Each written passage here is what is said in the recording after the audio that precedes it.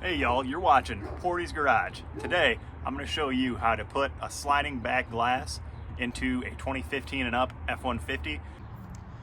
First, we're going to need a couple materials. The first main one is obviously going to be a replacement back glass. These are interchangeable from 2015 up until 2024, and who knows after that. But a couple different ways you can get them. I believe brand new out of the box OEM, it's like $1,000. I ended up going the scrapyard way, and I picked this up for about $325, and then just went and took it to my local glass shop to have them install it.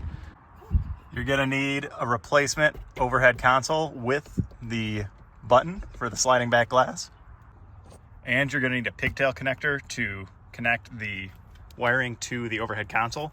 Part number is WPT 1028. To get the overhead console off, all you're gonna do, take a pry tool, stick it in towards the back of the vehicle, and you're gonna pry out 2 clips, pull it down, and then pull it forward. Then you'll have access to all your wiring.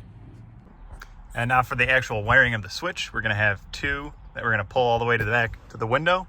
One's gonna be open, one's gonna be closed. And then we're gonna have our hot and our ground. That's just so the little light on the button lights up at night. Now, just pop this back in and we'll keep on working towards the back of the car.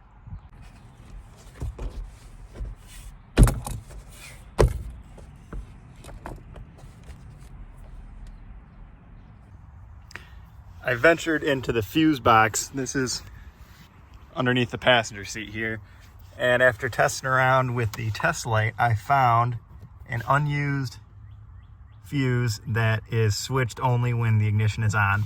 So I just put a spade on there, tapped into it, ran the wire back to the back of the truck.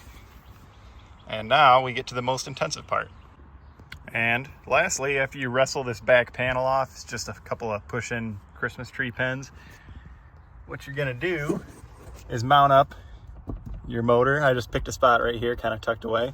And then we're gonna do some wiring. I'll put a diagram up of this, but basically all you're gonna need is 2 relays. I'm gonna make some wiring connections, and then we're gonna have a working window. Here's a quick little glance at the diagram I was talking about. If you look where it's zooming in on, it's just 2 relays and a whole bunch of wiring. It just connects to each other, connects to ground, connects to power. Just wire it up, trust me, it works. I'll even throw in a picture. Before I actually installed this in the truck, I did a quick mock-up on the tailgate and used a Milwaukee battery for my 12 volt and a test light to see if I'm opening and closing.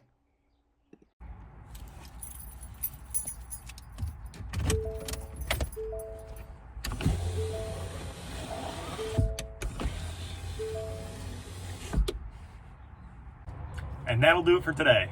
If you like what you saw, consider a like and subscribe, and thanks for watching.